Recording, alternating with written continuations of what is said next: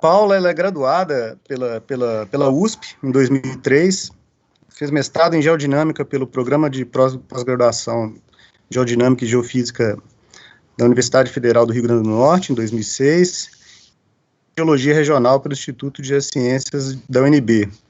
Atuou na área de pesquisa mineral nas regiões norte e nordeste do Brasil como geóloga de exploração da Vale, entre 2005 e 2009. E, desde então, agora integra o quadro de pesquisadores em geociências do Serviço Geológico do Brasil. Ela tem experiência nas áreas de mapeamento geológico, estrutural e de recursos minerais, sensoramento remoto, geodinâmica, geotectônica, geoquímica, geologia isotópica e agrogeologia. Então, acho que a gente pode começar, né?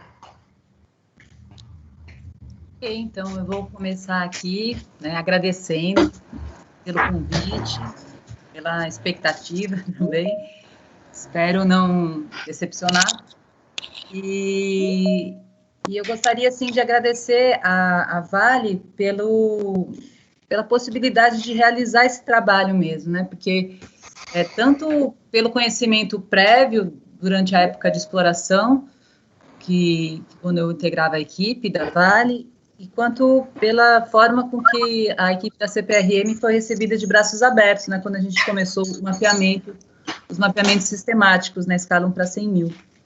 Então, sem esse apoio da equipe do DNPM, também dos ferrosos, do COB, né, tem muitas pessoas que contribuíam, né?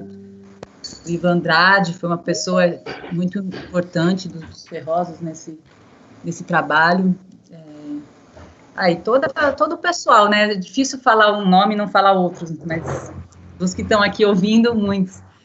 Então, é isso, assim, deixar bem claro que eu agradeço essa possibilidade do período de deposição do ferro do que os processos de mineralizantes que a gente está mais acostumado a debater no âmbito da exploração. Então, eu vou começar aqui a passar... só para falar, né, essas pessoas que estão aí inscritas, né, participaram do trabalho, o Elton, ele foi também tema do meu doutorado, então, o Elton Luiz Dantas, que foi o meu orientador, e a gente contou com a orientação do Michel Bal, né, o geólogo lá da Alemanha. O Flávio Henrique Freitas, ele foi muito importante também na parte de distribuição da amostragem, né, ele tinha um conhecimento muito grande dos principais depósitos, onde estavam as rochas, então foi fundamental a participação dele também. E o Roberto Ventura e o Xoxa, né, o professor Xoxa, eles também ajudaram bastante na parte mais de integração dos dados e discussões. Então, o sumário da apresentação, uma breve introdução do tema das formações ferríferas, com essa abordagem paleoambiental, os objetivos, os métodos. Então, vou passar para os fundamentos da abordagem geoquímica, né, para esse estudo paleoambiental. E depois, nessa parte 5, é uma parte bem ilustrativa, onde eu vou passar rapidamente por esses aspectos mais visíveis das formações, as feições de campo, os testemunhos de sondagem trabalhados, com os aspectos texturais e a mineralogia, né, das principais BIFs estudadas. Então, na parte 6, vou entrar com os dados da litogeoquímica. A litogeoquímica está dividida em 2 etapas, porque a primeira exposição vai tratar mais dos elementos maiores e traços das análises que a Vale fez na rotina delas, assim, com o laboratório ALS em BH. Então, como foram muitas amostras analisadas, coletadas e analisadas, precisei pensar como tratar elas, para não estar relacionando coisas diferentes entre si. Então, eu vou explicar rapidamente como foi esse tratamento estatístico prévio, a aplicação da abordagem geoquímica, e dar uma mostrada, assim, como é que está a distribuição dos elementos maiores e dos elementos terras raras. E foi nesse ponto que se mostrou necessário a segunda abordagem geoquímica, porque os padrões de terras raras, a gente vai ver, eles se mostraram erráticos, principalmente em relação aos pesados. Então, daí precisou ser feita análises de maior resolução na Universidade de Bremen, lá em Jacobs University de Bremen, lá no Laboratório de Geoquímica, sob a orientação do professor Michel Bal. Daí, no item 8, falar dos isótopos de samarium e neodímio, né, que foram feitos no laboratório da UNB, no GeoCron, e as discussões, conclusões e as questões que permanecem abertas. Então, eu sei que vai ficar muito repetitivo para a maioria de vocês, se não para todos, mas eu não teria como começar a falar das formações ferríferas sem deixar claro o que elas são, do ponto de vista físico mesmo, assim, do que a gente está falando, né? Estamos falando de rochas com intercalações rítmicas de bandas ricas em ferro e sílica, que foram precipitadas como sedimentos químicos a partir da água do mar no pré-cambriano. Então, elas são formadas pela interação de processos mantélicos, tectônicos, oceânicos e biológicos, que estiveram atuantes durante a evolução pré-cambriana da Terra. E elas têm uma importância paleoambiental muito grande, porque nelas estão registrados, né, tanto pela geoquímica quanto pela isotopia, essas condições da Terra pretérita, né? Então, elas funcionam, elas servem como excelentes marcos paleoambientais e geodinâmicos globais. Então, dentre esses processos, né, é bem conhecida já a relação que existe entre as plumas, os eventos de plumas globais, né, com a gênese com o principal momento de precipitação das bifes. E no caso aqui, se a gente olhar esses gráficos que já são bem conhecidos da literatura, né, no tema, a gente vê que o período do Neoarquiano ao começo do Paleoproterozoico e já o Paleoproterozoico mesmo, corresponde a esse principal período de deposição das bifes, e só depois que a atmosfera foi tendo o oxigênio, ao aumento do oxigênio. Então, esse momento em que a oxigenação do planeta começou a ficar numa taxa maior, ele é chamado do GOE, né, o Great Oxygenation Event. Ele está estimado aí nesse comecinho do Paleoproterozoico, e está relacionado com essas grandes mudanças paleoambientais no planeta e com o principal período de precipitação das bifes. Eu acho que eu posso minimizar isso para ficar melhor de ver. E, então, nesse gráfico aqui do Kornhauser, ele é tirado do trabalho dele, a gente vê que antes já tinha períodos de, assim, pequenos acúmulos de oxigênio na atmosfera, mas depois do Neoarquiano, né, já no Paleoproterozoico, que isso se tornou muito mais significativo. E levou um tempo, então, né, desde o começo do surgimento dos organismos, né, das cianobactérias, que eram capazes de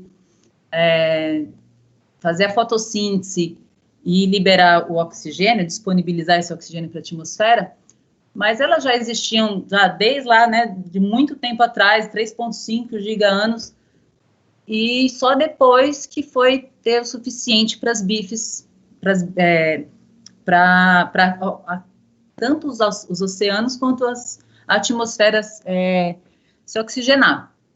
E daí a pergunta fica, né, de onde que veio o oxigênio em quantidades suficientes para oxidar o ferro 2 e precipitar as bifes antes do GOE?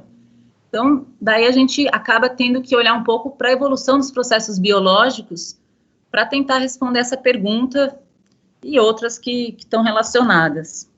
Então, aqui são alguns exemplos, né, de processos de oxidação que podem estar relacionados com esses processos de oxidação e precipitação de ferro a partir da água do mar com o ferro 2 dissolvido, né, porque o ferro 2, ele se dissolve em água, né, ele é solúvel, e o ferro 3 é a sua forma que ela é insolúvel. Então, no caso, aqui esses 4 processos, eles são endereçados à formação das bifes por diferentes autores, e cada um tem as suas limitações também, né? Então, nesse esqueminha aqui do Post et al. 2014, está bem ilustrativo, né? O processo 1 aqui, já desde Claude, lá em 1968, que coloca cianobactérias, né, como sendo as que liberam oxigênio, e com esse oxigênio liberado, a BIF vai precipitar, o ferro 2 precipita para formar as BIFs abioticamente. Tem esse processo de Rohm, que atribui a ação das bactérias microaerofílicas, que utilizam traços, pequenas quantidades de oxigênio já são suficientes, e daí esse oxigênio que já estava sendo produzido pelas cianobactérias, então elas podem oxidar o ferro 2 também e precipitar como ferro 3. Tem esse outro processo de Gavels, né, em 73, que ele atribui às bactérias fototróficas anoxigênicas, né, que elas são capazes de oxidar diretamente o ferro 2 sem precisar de oxigênio livre. E tem esse ainda do Carnes e Smith, né, 1978, que atribui a fotooxidação ultravioleta, né, que seria um processo capaz de oxidar diretamente o ferro 2, abioticamente também, porém, ele foi considerado desprezível, seria muito pouco, né, o que esse mecanismo oxidaria, segundo o Kahnhausen, 2007. Então, tem um quinto processo também, que vários autores estão investigando agora, que seria pensar no paleoambiente como flancos de vulcões submarinos ali, onde estão sendo depositadas lamas hidrotermais, e a partir da ressedimentação dessas lamas, criaria, naquelas condições anóxidas também de fundo oceânico pré-cambriano, teriam se criado as condições tranquilas, assim, para precursores de siderita e grinalita, formados abioticamente, sem precisar de oxigênio, né? Então, está aqui, aqui eu coloquei as reações, né, numeradas, conforme esses processos, né? Só para a gente ilustrar.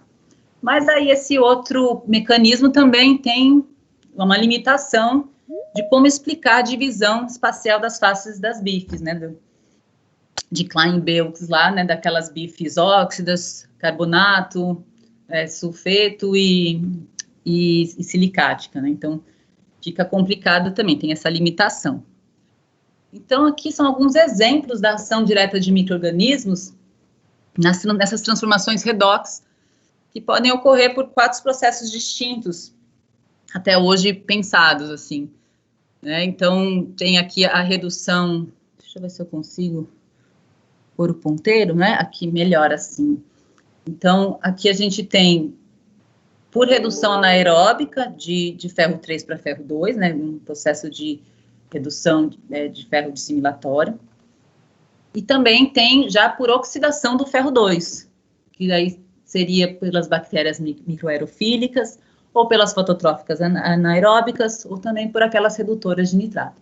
Então, aqui só são, assim, alguns exemplos para ilustrar mesmo que isso acontece, né? A gente, às vezes, acha que é muito, sei lá, vai pensar em fóssil daquela idade, no ferro, difícil de reconhecer, mas eu fico pensando que cada vez mais é aqui que está a fronteira de entender esse mecanismo. Então, esse é um trabalho que o professor Afonso citou na apresentação dele da semana passada, como sendo, né, as mantas estromatolíticas que foram encontradas, assim, interpretadas como sendo feições biogênicas nas bifes dos jaspilitos do N4, né, por Ribeiro e Crowley, 2012. A gente vai falar mais mais desse trabalho um pouquinho mais para frente. E aqui ela coloca, né, esse ciclo hipotético de como é que se dá o ciclo de vida de uma bactéria que precipita ferro.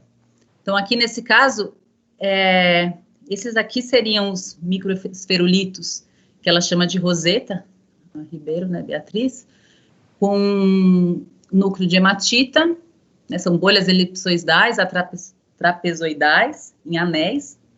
Então, é composta por hematita microcristalina no núcleo, xerte branco ao redor aqui, essa aqui é uma imagem que está refletida, não dá para ver o xerte branco, mas, e também uma auréola aqui de jaspe, né, e bolhas de querogênio, que a gente vai ver com mais detalhe mais para frente. numa matriz hematítica de alta granulometria, que está aqui, e alta reflectância, né? Tá bem aqui. Então, aqui uma imagem já bastante conhecida também para o tema, né, da distribuição geográfica, pelo tamanho das bifes ao longo do tempo. Então, aqui Carajás fica posicionada aqui como mesoarqueano e neoarqueano, nessa faixa aqui, né, entre 10 a 50 mil gigatoneladas. Um mapinha aqui feito pelo Cronhaus e modificado de Becker. E aqui uma outra distribuição, já colocando os teores, né? Então, a gente vê que Carajás realmente está entre o topo dos teores das bifes, do minério de ferro, a partir, hospedado em bifes, né?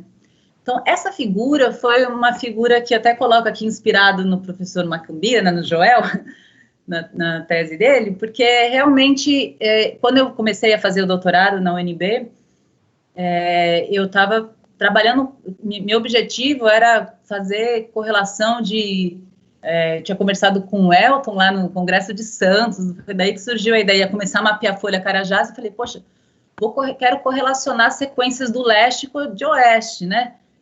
O que é esse grupo Aquiri, o que é aquele grupo Grão-Pará.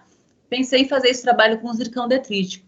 E me matriculei, né? O Elton aceitou ser meu orientador, o desafio, e a gente começou com essa temática. Porém, quando eu tive a aula com o professor Joel, ele me mostrou essa figura, não essa parte aqui, né? Essa daqui, mas colocando as bifes aqui, a distribuição, que já está citado desde lá do relatório da CVRD, né, de 72, que coloca como se fosse um horizonte ferrífero contínuo, né, que atravessa o distrito. Isso aqui eu tirei mesmo do relatório na íntegra, para ver que essa já é uma observação de muito tempo.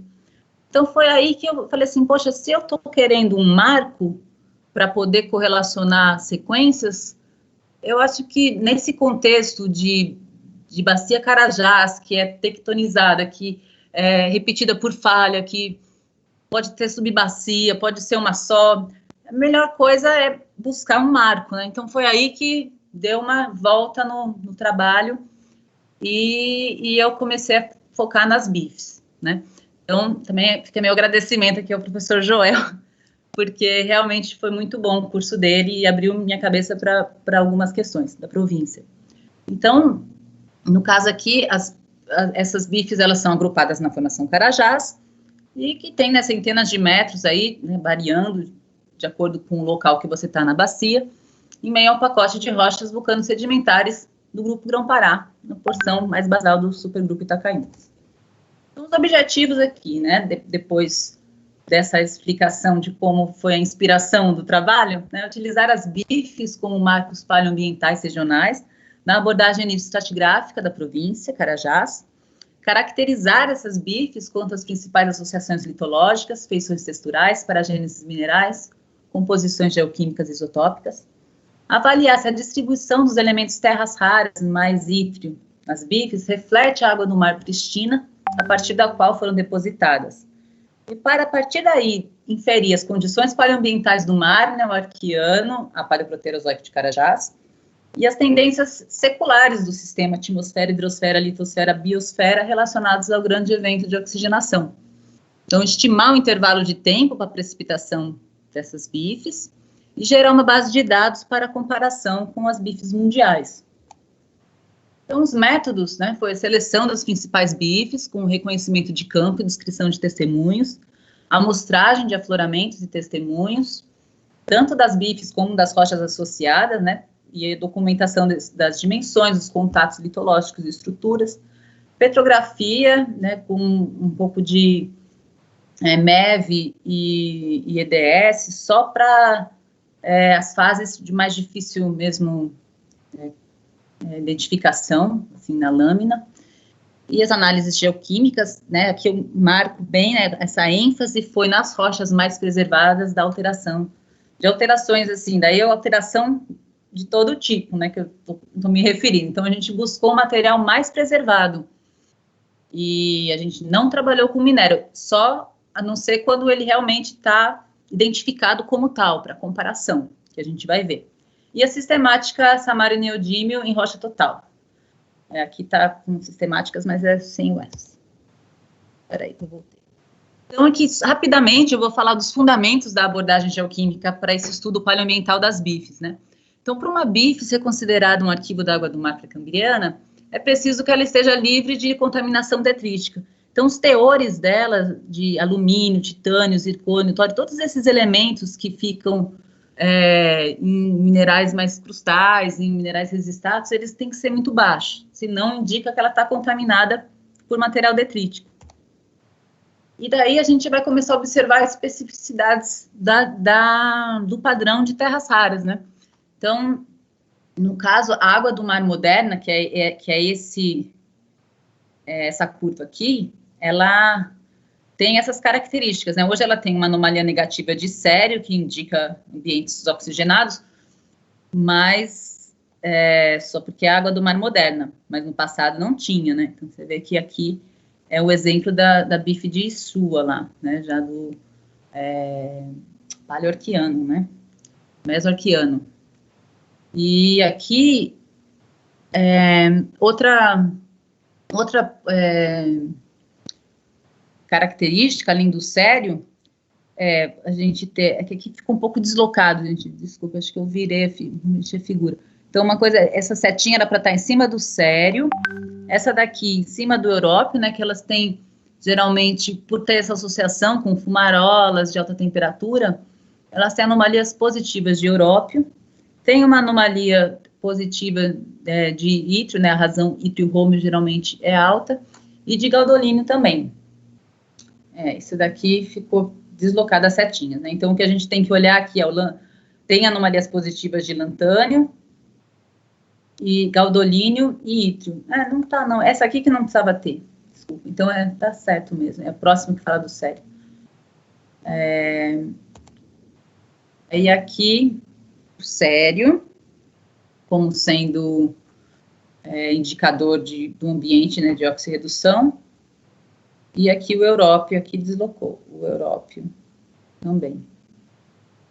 E o ítrio-rômio.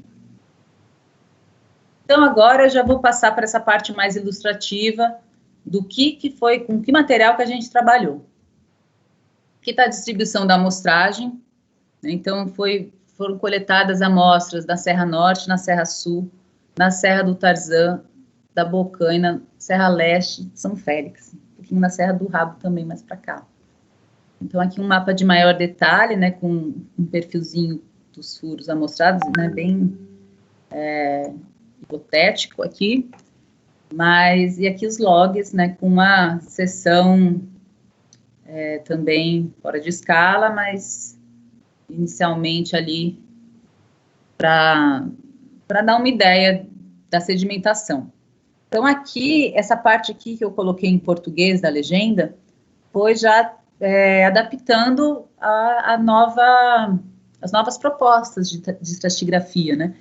Então, aqui eu coloquei de uma forma indivisa o neoarquiano, as coberturas neoarquianas, vulcanos sedimentares do supergrupo Itacaiunas, e aqui toda essa discussão, né, que foi bastante colocada semana passada pelo professor Afonso, da formação Serra Sul.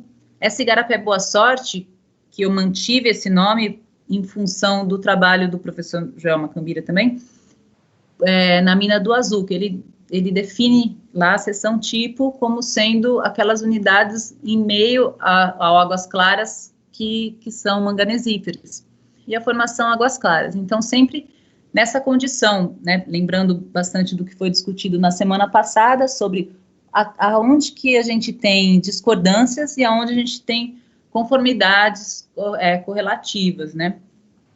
E aqui, no caso, formação gorotíria ou caninana, como quiserem chamar, né, os arcósios vêm por cima dessas rochas silisticlásticas mais antigas aqui, que estão nesse limite neoarquiano para paleoproterozoico, né? Então, vamos continuar. Essa é uma classificação macroscópica das bifes, né, quando a gente, para amostragem, foi utilizado. Então, a gente chamou de bife normal, que tinha chert branco e óxidos de ferro. Bife misto, quando tem tanto o jaspe quanto o chert branco, né, você vê o jaspe aqui em vermelho, o chert branco e o ferro. E o jaspilito mesmo, quando o chert branco não está presente. E os bifes maciços, que seriam já minério, né, o hard ore, né, o minério mais maciço, que não foi dada essa abordagem paleoambiental. Então, nas bifes, assim, de uma forma geral, né, depois eu vou por depósito, mas de uma forma geral a gente encontrou ações de correntes aqui, com climbing ripples, aqui também feições, assim, a gente vê que tem uma gradação aqui, assim, ação de correntes que passa de um plano paralelo para uma parte mais rica em ferro, e depois esses cavalgados também, né, esses horizontes sedimentares cavalgados, a presença de intraclastos também, você vê o mandamento bem fininho, todo corrugado com intraclasto, então a gente vê que existia uma movimentação de fundo de leito. Cismitos aqui, somente algumas bandas deformadas, né, como se fossem aquelas dobras tipo slump. Aqui também a gente vê granocrescência ascendente, um pouco para cá. Tem essa parte mais brechada aqui, restrita a níveis, aqui no tamanho desse testemunho não deu para ver que era só um nível, mas também tem as brechas tectônicas, né, e aqui outros exemplos de cismitos. A mineralogia também, de uma maneira geral aqui, né, os minerais mais cedo diagenéticos, a hematita, metachert, né, aqui são imagens de backscatter, né, elétrons espalhados. Então, daí aqui a gente fez EDS, né, deu para ver uma composição mais próxima à grinalita, para essa cor esverdeada aqui, porém, eu tenho dúvidas ainda, não sei se chega a ser mesmo uma grinalita, então eu deixo aqui bem colocado mesmo, que não tenho certeza se é nesse caso aqui, mas pela composição poderia ser. Agora, a minnesotaíta já deu mesmo, para ver que era, né, com potássio, anquerita, com uma fase carbonática também mais ferrosa, e metachert. Então, você vê que essas agulhinhas aqui são todas de minnesotaíta. Tem aqui também, já nessa outra imagem aqui da Serra Sul, que, assim, carbonatos, né, duas fases de carbonatos, piritas, tem piritas com essa feição que levantou a hipótese de ser uma pirita framboidal, ou não sei, tá aqui a feição dela na luz refletida, né, para a gente tendo uma noção do que é essas bifes faces óxidos com um pouquinho de silicato presente, mas é bem a exceção, pelo menos da onde eu amostrei e vi, né, ela é predominantemente óxido mesmo, principalmente na Serra Norte, na Serra Sul, que começa a ter mais essas estipilomelano, biotitas, né, com metachert. Aqui tem horizontes do S11C, com muita minnesotaíta. Tem ribequita também, não, desculpa, aqui é o S11B, aqui é S11C com ribequita, né? Então, e agora eu vou passar para a parte mais por depósito, só para quem não está muito familiarizado, ter uma noção das dimensões disso, né? Aqui está a Serra Arqueada, né, uma foto tirada aqui de sudoeste para nordeste, e aqui lá no topo da serra, mais ou menos aqui, a bife está assim, está em pé, um leve mergulho para norte. Aqui o paredão, a gente olhando para norte, né, para subir. Aí umas feições mais próximas, elas estão todas crenuladas aqui, né, mas ainda tudo muito bem visível. Você tem uma ondulação que ondula a crenulação. E esse é o aspecto delas, assim, bem plano paralelas, bem homogêneas, assim, de chert e até mais tabirítica até, né? A magnetita aqui já recristalizada, tem horizontes com fucsita. e outras feições aqui também, mais uma vez, não sei se é ou se não é, mas eu deixei aqui essa grenalita possível, mas estipilomelano tem, biotita, aqui dobras que a gente consegue ver, epidoto, né? E aqui os minerais de ferro, hematita e magnetita, que variam em proporção de acordo com onde você está, mas predomina a magnetita. E outra coisa, eu coloquei grupo 1 aqui, porque a gente vai ver, esse aqui foi o tratamento estatístico prévio, né?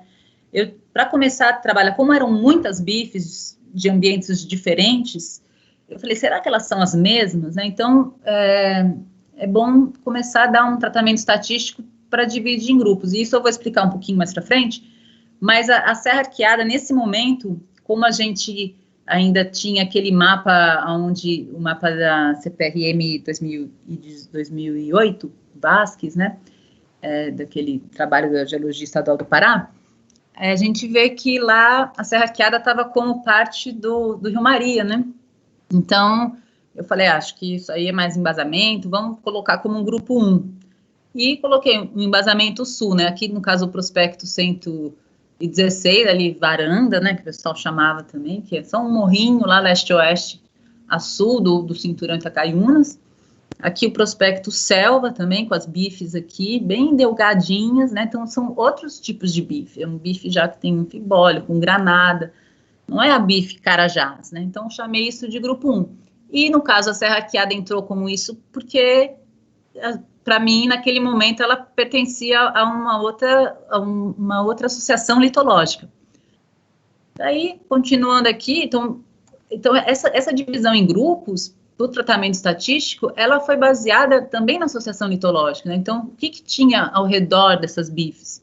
Isso aqui, por exemplo, no norte, TTGs, no sul, TTGs, filitos aqui para o sul quando eu falo norte e sul, é do cinturão, né? Aqui também, isso aqui, sul da Serra Sul, micaxistos, porfiroblásticos, metacomatitos, né? Esse aqui é do alvo selva, esse aqui é de uma ocorrência bem ao sul do S11D, que foi identificado durante o mapeamento da folha Serra dos Carajás. É bem pertinho ali do mirante do S11D. Talco, clorita, xistos, anfibolitos, e também aqui metagrauvacas, tá, nas feições de testemunho, né? Metapelitos, metavulcânicas máficas, ácidas, anfibolito, granitóide, gabro. Então, assim, era muito mais embasamento do que supracrustal, assim, neoarquiana, né, do Itacaiunas. E depois, em paralelo, a gente fez, esse aqui é o log do furo DH14, da Serra Arqueada, né? Aqui a gente tem o onça, o puma, em preto, nos complexos máficos ultramáficos. Aqui em rosinho os TTGs. Daí aqui já está a Serra Arqueada. Peraí, é o contrário, é norte. Aí. Acho que aqui eu fiz o contrário, o mergulho aqui. Mas, de qualquer maneira, aqui está já a sequência de rochas supracrustais que está essa bife. Então, aqui fez... E quando a gente datou, tinha uma ácida aqui a 50 metros, uma ácida a 600 e poucos metros. Aqui espelhou. Essas idades que foram datadas por urânio chumbo e zircão, elas deram de 2,74, assim, com uma diferença de 20 milhões de anos aqui. Então, isso aqui, ela mergulha para norte e a gente vê que realmente o bife está aqui no meio, assim, centenas de metros de bife, daquele bife tabirítico, entre duas vulcânicas, com uma diferença de 20 milhões de anos entre elas, do neoarquiano. Daí aqui eu já vi que a Serra Arqueada não poderia ser grupo 1 mais, né? Então ela viraria esse grupo 2, que é o das bifes do Itacaiunas mesmo, né, da formação Carajás. Então, agora eu vou entrar nessas bifes do grupo 2. Aqui é uma visão do N1, né, onde a gente tem cavernas ali, tem essa parte da crosta ressedimentada, feições de lâminas, a gente encontra os esferulitos, os microesferulitos lá, toda aquela descrição A gente vai voltar lá junto com o trabalho da Ribeiro para ver essas feições muito estranhas que eu não identifiquei, eu não sei se isso daqui é remobilização, porque, de qualquer maneira, ela não, o bandamento não é truncado, né? Ela parece mais até um lithium, mas eu achei muito, metashaft, achei muito suspeito isso daí.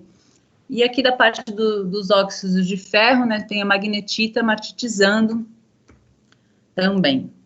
Na Serra Norte, que já bem jaspilítico, com veios com manganês também, né, óxidos de manganês preenchidos posteriores. Aqui está o minério, né, o soft ore, lá o minério friável, hematita friável, no jaspilito. E aqui feições de lâmina do N4, né, a gente reconhece o bandamento. Composicional aqui com hematita. A hematita está os esferulitos estão aqui também, então a gente vê a hematita parecendo ser prévia à magnetita, né, que cresce a partir dessa hematita, e por ela se contrair, né, o espaço que ela ocupa é menor da estrutura da magnetita, ela gera essas sombras de quartzo aqui.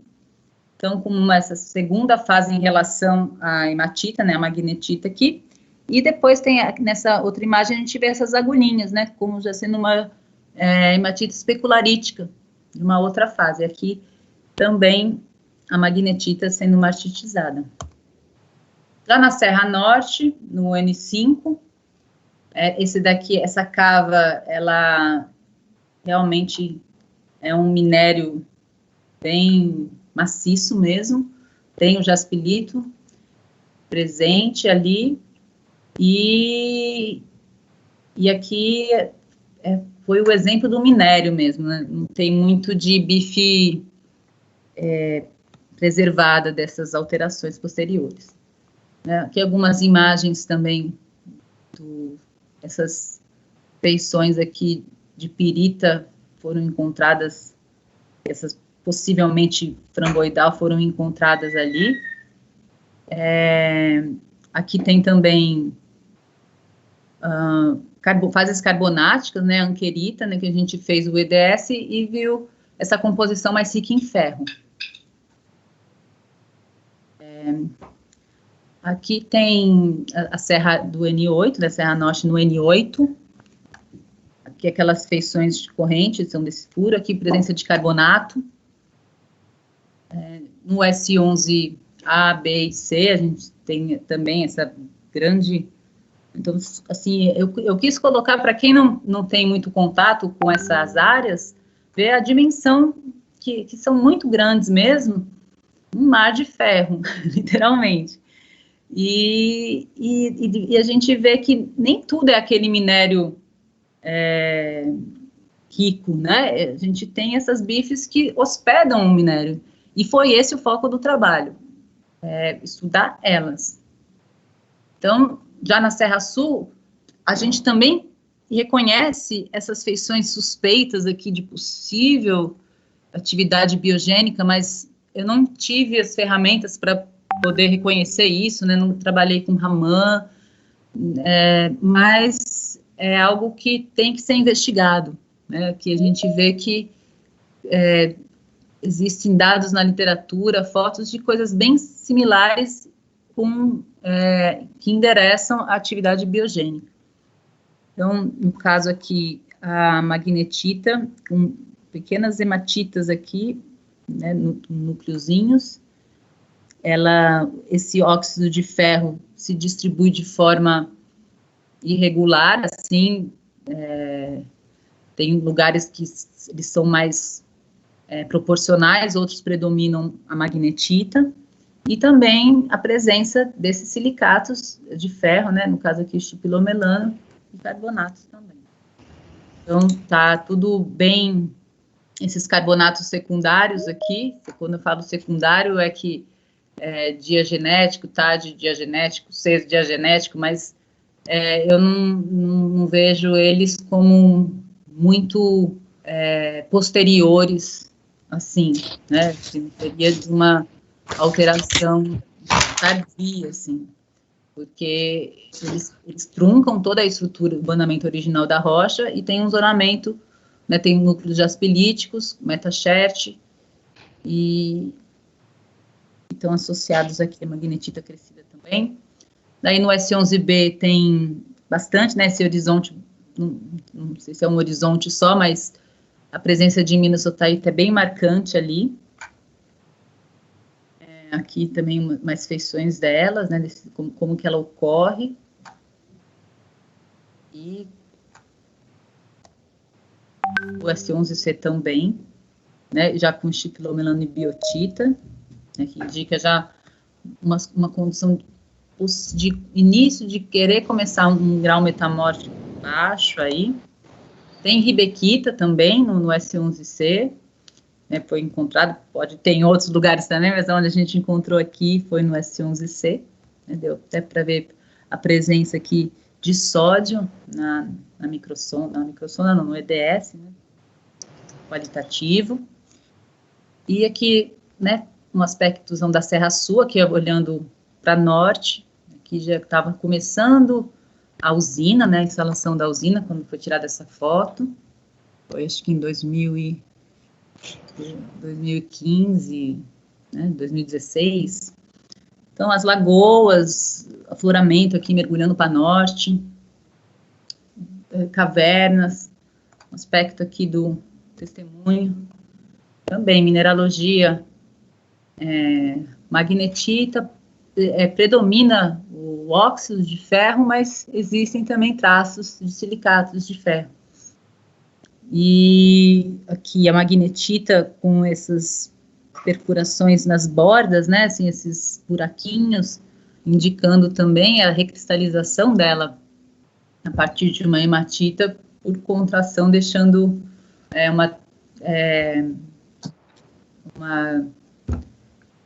como é que eu posso dizer?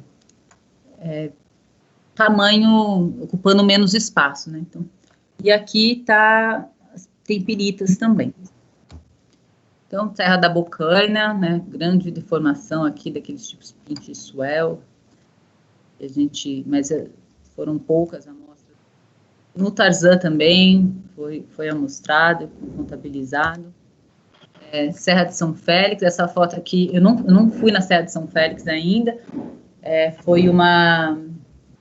Essa foto foi cedida pelo Flávio, não tenho lá, mas eu mostrei os furos, né? Então, tá aqui alguns aspectos desse furo, já bastante jaspilítico, também com a presença de esferulitos. Aqui a gente vê bem parecido com a Serra Norte, né?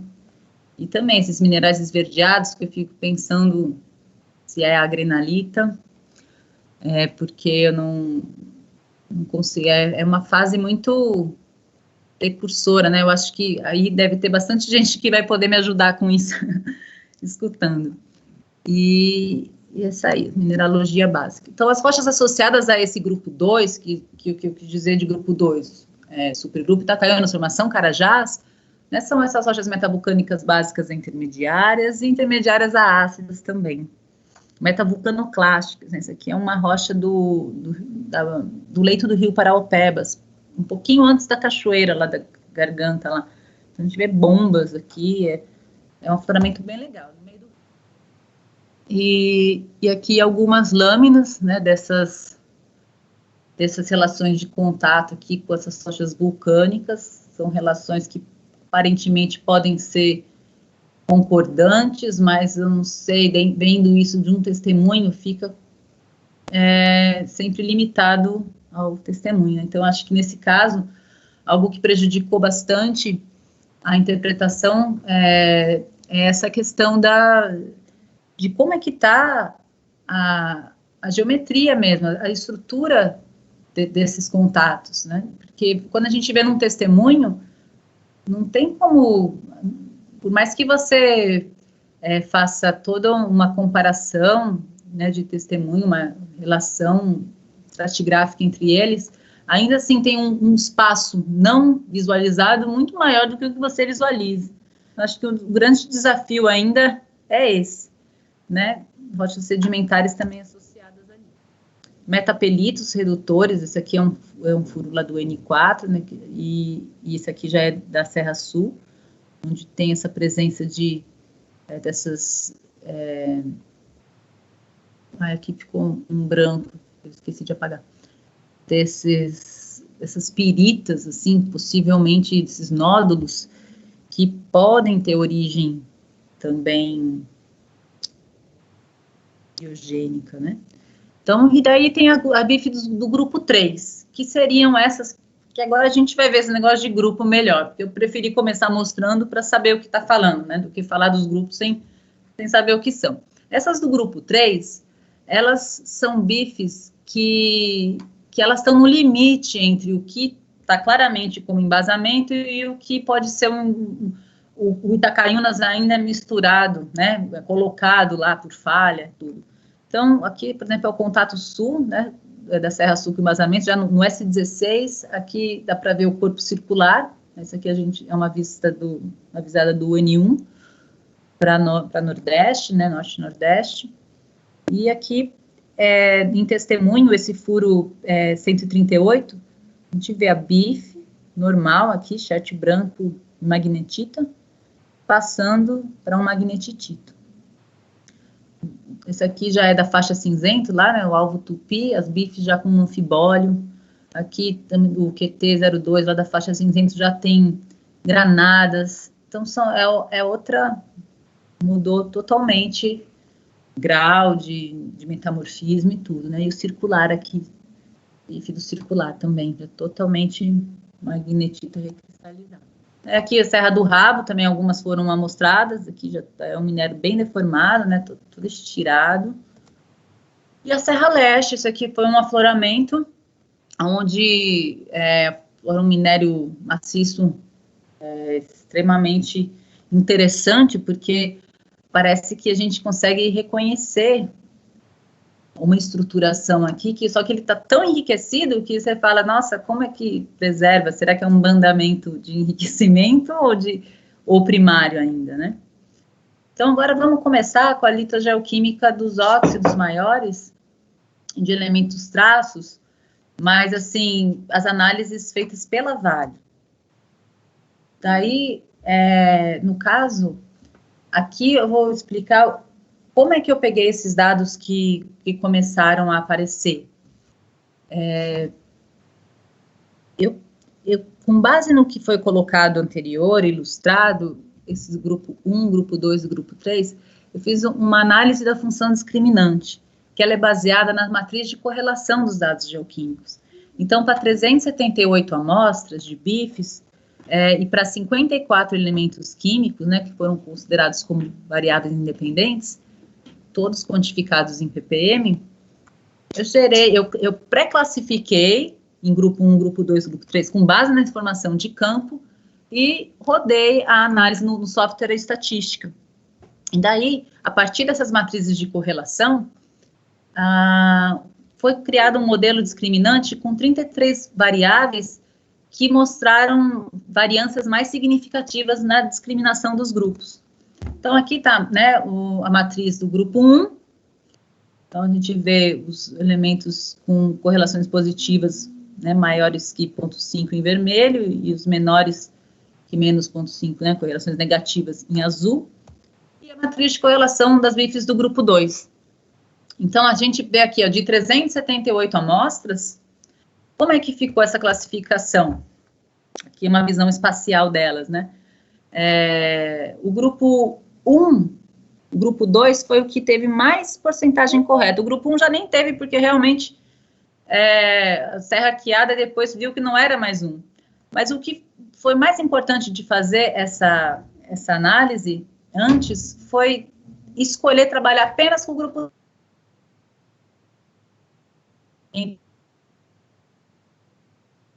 aqui que a própria mineralogia já não está preservada, que a relação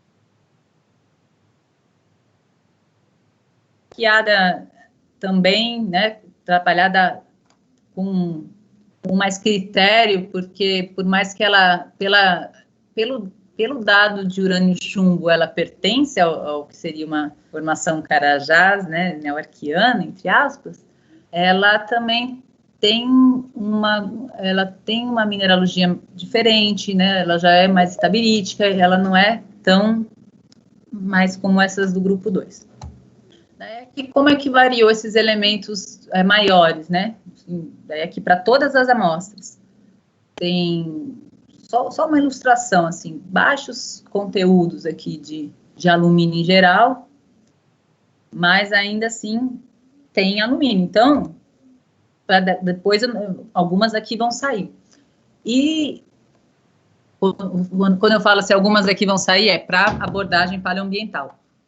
E aqui também uma distribuição do ferro total, né? Então a gente vê que a grande maioria delas está nessa faixa de 35% a 45%, tanto do grupo 1 quanto do grupo 2, com poucas enriquecidas só no grupo 2, né, que são os minérios. E a gente vê que aqui, pelo número de ferro, né, quando a gente tenta separar o que é ferro 2 de ferro 3, a gente vê que a Serra Norte, né, que aqui está em vermelho, os Ns, elas são muito mais hematíticas do que o restante, embora elas também tenham magnetita, mas grande maioria. E aqui em cinza que tem o minério mostrado, né, os hard ores, e a gente vê aqui eles extremamente pobres em si, porque eles têm muito ferro, mas também a maioria hematítica é apenas um magnetitito, que é aquele do S16 que eu mostrei a gradação dele. Então, pensando nessa abordagem paleoambiental, né, dos filtros detríticos para alumínio, aqui eu coloquei todas as rochas, porque enquanto a gente foi amostrando as BIFs, a gente já mostrou também as rochas supercrustais associadas.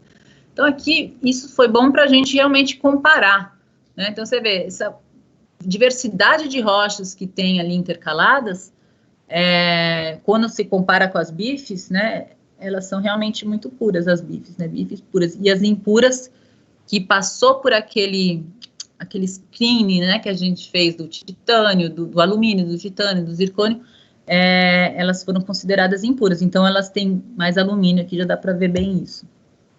Então, daí aqui, só gráficos mostrando essa relação, esses cinzas que são o minério, eles também têm mais alumínio, mas aí aqui, por uma questão já de gênese, para mim isso vai mostrando a natureza deles, assim, de estarem acumulando minerais resistatos, né, uma gênese mais supergênica, né, embora eu não quero falar sobre isso agora, porque eu vejo que tem muitos outros modelos, tem hipogênese, tem supergênese, mas a minha intenção aqui foi falar, com essas rochas a gente não está trabalhando, né, a gente está trabalhando com essas aqui, com baixo alumínio, zircônio também baixo, neodímio, tamário. E aqui, novamente, comparando com o conjunto de rochas metavulcânicas e metasedimentares amostradas, né? Aqui a gente vê a quantidade de zircônio e neodímio delas é bem superior à das BIFs. E esses são os dados, terras raras, das amostras, das análises feitas pelo laboratório de Belo Horizonte, né? Na rotina da Vale. E o que a gente vê aqui, aqui eu coloquei dois campos, ó, o campo do BIF do grupo 1 é esse laranjinha, e o campo da BIF do grupo 2 é o cinza. E se a gente olhar, e aqui eu coloquei uma comparação com as BIFs mundiais, para a gente ter uma noção do mesoarquiano, neoarquiano, é o paleoproterozoico, tarde paleoproterozoico, neoproterozoico. Então, nessa hora a gente vê como que esses dados ficam difíceis de dar essa abordagem de terras raras, pela análise, né? Ele não tem resolução para isso, resolução analítica, né? E aqui comparando com exemplos de fluidos naturais, né? Água do mar, no caso, águas do mar de diferentes profundidades, e essa água aqui de uma bacia mais anóxica, né? Tirou o subbasing, fluidos hidrotermais, né? Foi só uma coisa assim para meio que visualizar como é que estão. Se a gente tem uma rocha que é precipitada a partir da água no mar, de que água que ela precipitou, né? Daí a gente comparando com esses fluidos aqui, água de chuva, água de rios e estuários. Mas, de qualquer maneira, isso aqui, quando eu apresentei esse trabalho, esse estágio do tratamento, foi no Congresso Brasileiro de Geoquímica em Brasília, e o professor Michel Bal estava lá e ele falou assim, nossa, mas não dá para você usar isso, porque está muito errático, né? Então, aqui, né, o exemplo dos colhelhos, porque tudo é normalizado pelo PAS também, né, que é o Pós-Archean Australian Shale. Esse aqui, um exemplo mais linha por linha, desde um campo, né, as amostras aqui do S11B, como é que ficou. Então, não tinha condições de trabalhar com isso. Daí, a gente, veja bem, não que é muito ruim, mas assim, para esse tratamento de paleoambiente, não tem como. Então, a gente acabou tendo que fazer as análises no laboratório, num outro laboratório que tem uma digestão multiácida sob pressão, o Picotrace. Então, daí, porque qual que é o desafio, né? As bifes, elas têm tão pouco elementos terras raras que é muito difícil mesmo os métodos, né, mais de rotina, assim, detectar eles. Então, aqui eles usam um método sob pressão e temperatura, e daí libera bastante as terras raras.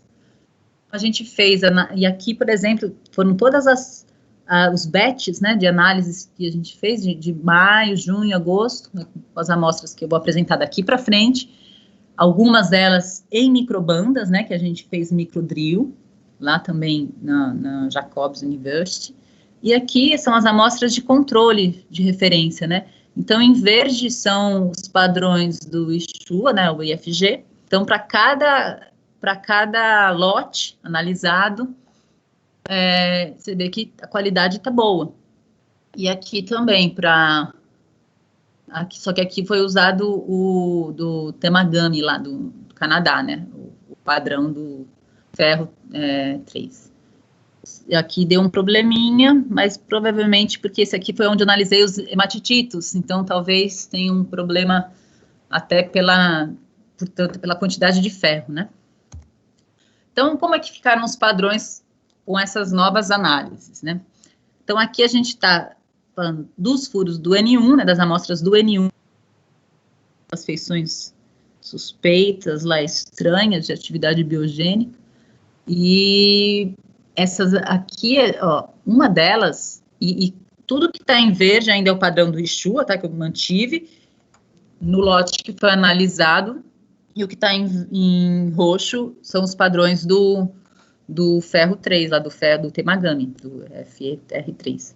Então, no N1, esse furo N1-083, ele tem alguns hematititos intercalados, e foi muito interessante de ver o padrão diferente que deu, né, mesmo essas em bandas, como ficou muito parecido com o que está em preto aqui é banda de ferro, o que está em cinza é banda de sílica, tá? Então ficou muito parecido com o padrão de água hidrotermal mesmo, mais do que bife. E você vê que é uma característica desse furo do N1. Daí, um outro furo do N1 já deu esse padrão também, que é muito parecido, né, lembrando lá daqueles critérios para análise, os fundamentos da análise paleoambiental da geoquímica, tem anomalia grande de európio, anomalia positiva de ítrio, porém, o enriquecimento em elementos terras raras pesados, ele não está muito visível, né, é como se os elementos terras raras leves, eles não tivessem tão empobrecidos. E por que isso? Não sei. Assim, tem algumas hipóteses, mas a gente percebe que é um padrão homogêneo para a bacia. Aqui a gente está no N1, aqui a gente está no N4E, aqui é o S11D, aqui é a Serra Arqueada e São Félix.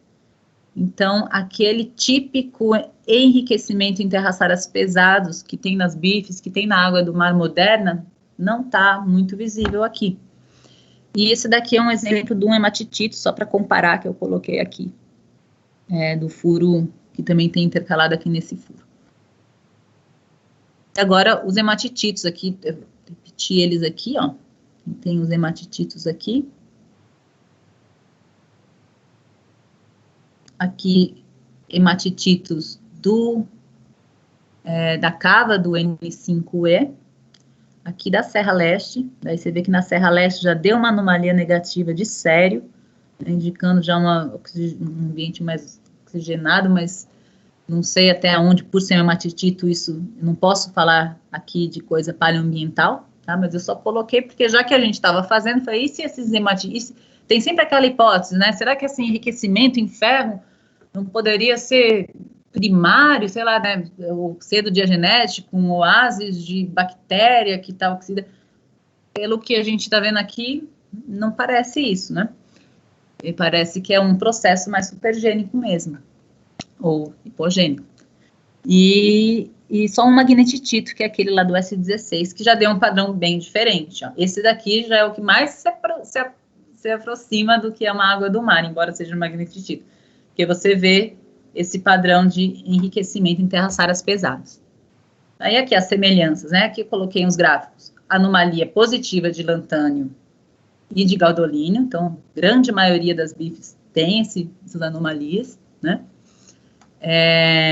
Aqui, a diferença desses dois gráficos é porque aqui, eu esqueci de pôr a legenda nesse, mas o que está vermelho é a Serra Norte, o que está preto é a Serra Sul, e aqui são água do mar, né? Água do mar, como é que ela, uma água do mar meio de alguma profundidade, aqui é fluido hidrotermal. E aqui está por banda, né? Então, o que está preto é banda de sílica, o que está banda de ferro, o que está roxo é banda de sílica, e o que está vazado é a bife rocha total mesmo, não a banda, né? A rocha total considerada. Esse aqui é o Pongola, só para ter uma bife de Pongola, uma referência. E aqui as anomalias de Europa eram muito altas, né? E o Yttrium-Rhomio também, né, a anomalia de Yttrium-Rhomio também muito alta. Sério, esse campo que está em amarelo, que seria o campo que é o campo das anomalias negativas de sério. Então, a gente vê que a grande maioria das amostras não indicam ambientes oxigenados, né, assim, não tem essa anomalia de sério, e essas poucas exceções, são poucas exceções que é mais provável que seja algum erro, alguma contaminação, do que propriamente, né, só naquele local, um ambiente transicional. Não sei, tem quem ache que seja. E aqui, uma comparação com as bifes mundiais, né? No caso aqui eu coloquei Carajás como 2,7. Carajás são esses dados em preto e em ciano, e a gente vê que do que tem na literatura que eu pude compilar, né, e por que está preto e ciano?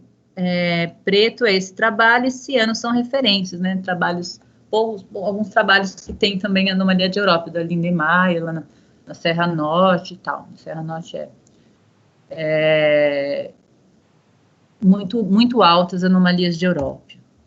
Yttrium-Rhomio também, né, no mesmo critério ali de legenda, anomalias muito altas de Yttrium-Rhomio. Agora, os isótopos de niodímio, que a gente vê que tem praticamente 3 grupos, né? Um já com uma derivação ali pré-3 giga-anos, com a grande maioria aqui, com essa fonte aqui, entre 2,9 e 2,7, e um grupo, né, que deu um TDM mais novo, e também uma característica mais juvenil, né? Esse grupo aqui do meio, ele tá, a maioria está mais negativa, mas que está positivo, claramente, é esse grupo que também deu um TDM mais novo. Então, daí aqui a gente pode pensar em 2 hipóteses, né, ou que são mesmo 3 pontos distintos, né? Existe essa contribuição juvenil mais nova, ou já essas amostras aqui, essas análises que está em vermelho aqui a Serra Norte, né, elas estão remobilizadas já é uma remobilização isotópica, né. Então, aqui fiz alguns gráficos para pensar sobre, no caso, essas amostras com TDM mais jovem e épsilons mais positivos, elas tendem a se concentrar na Serra Norte, né, no N5, N1, onde a gente tem os hematititos amostrados, não que não possa ter em outro lugar, né, mas do que eu amostrei é o que está mais juvenil e novo. Serra aqui, né, em preto, Serra Sul, e em azul, a Serra Arqueada e São Félix. Então, né, aqui fiz comparei com o TDM, com o ferro, né, entendeu? Que está mais enriquecido em ferro, tá com esses TDMs, tá com esse epsilon mais positivo, e aqui com anomalia de Europe também. Daí aqui eu fiz um teste, né, e calculei aqui o epsilon para 2,6, e a gente fica com o predomínio dos hematititos aqui no Europe positivo. Algumas isócronas, né, a gente tentou fazer umas isócronas, os erros, eles ficaram muito altos, né, 200, não altos, assim, típicos de samara-neodímio, né, samara-neodímio, e aqui algumas idades, assim, considerando, então aqui é a legenda grande para ficar fácil de ver, mas aqui são as amostras que foram consideradas para fazer a isócrona, para a construção da isócrona, né? Então, por exemplo, uma isócrona com todas essas amostras de todos esses locais, ela deu, por exemplo, 2,659, mais ou menos 200. Considerando só a Serra Norte, já ficou uma idade mais antiga. Então, assim, realmente, eu acho que essa questão da idade a gente não vai conseguir necessariamente resolver com um isócrona samara-neodímio, né? Assim, ela pode estar indicando, de qualquer maneira. Aqui a gente conseguiu uma isócrona, um alinhamento mais novo, mas também esse erro não dá para dizer muita coisa. Então, uma discussão, assim, né? Eu vou focar mais essa discussão nessa questão das feições biogênicas, que eu acho que aí pode estar alguma questão sobre o comportamento anômalo dos terras raras. Então, esses microesferulitos da Serra Norte, né, são essas estruturas esféricas, esses aqui são do trabalho da Ribeiro e Crowley, e daí do Halder também, a tese de doutorado dele, também encontrou lá no N7, núcleo de hematita, zona intermediária de Schert, borda de Zasp, né, comum ao redor do mundo, porém, origem controversa. Tem gente que acha que é biogênico, tem gente que acha que é hidrotermal ou diagenético. Nesse trabalho aqui, que é o da Ribeiro e Crowley, né, ela trabalhou com petrografia, com a espectrometria Raman, microsonda, carbono total, e aqui são fotografias dela, do N4, e aqui são fotografias desse trabalho. E a gente vê que tá aí, significa. Ela fez alterações diagenéticas nas rosetas, né, assim, ela destacou essas alterações, né, como sendo esse Schert branco substituindo partes do núcleo, né, e aqui ele já mais em maiores quantidades. E também a presença identificou nessas imagens de elétrons secundários o querogênio, presença de querogênio, aqui essas partes assim, nos poros ali. E aqui são alguns espectros do Raman, né, em que ela identificou o querogênio com hematita, só hematita, né, que tá pelas cores, para ficar mais fácil, eu identifiquei pelas cores, aqui, hematita vermelho, querogênio com hematita nos locais, né, que ela mostrou, o verde e o azul, aqui, todo o querogênio. Achou também diferença de quartzo, né, de quartzo mais grosso, com uma forma de espectro, o Schert na banda já com outra, e aqui acho que fica bem mostrada a presença de matéria, de matéria orgânica, né, aí.